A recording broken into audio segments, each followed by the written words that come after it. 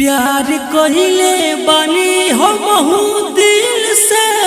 न समझ के हूँ फील से हो प्यार कहिले बानी हो महू दिल से न समझ के हूँ फील से हो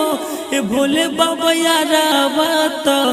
घर ही में रोवत होई खाली उता सोवत होई हो ए भोले बाबा यारा बात घर ही में रोवत होई खाली उता सोवत होई हो हमारा के दिन भर जोहत होई लोरे अपन धोवत होई हो ए भोले बाबा यारा बात दिन भरे रोवत होई खाली उता सोवत होई हो ए भोले बाबा यारा बात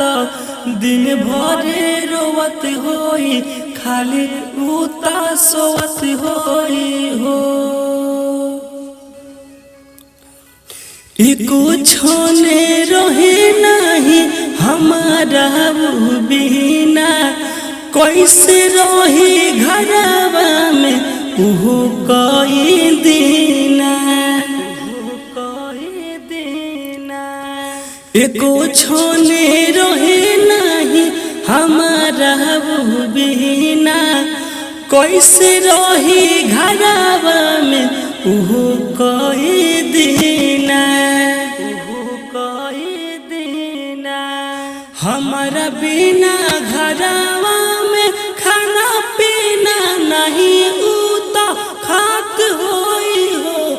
एहू बाबा यारा बात घरवे में रोवत होई उता खाली सोवत होई हो एहू बाबा यारा बात घरवे में रोवत होई खाली उता सोवत होई हो।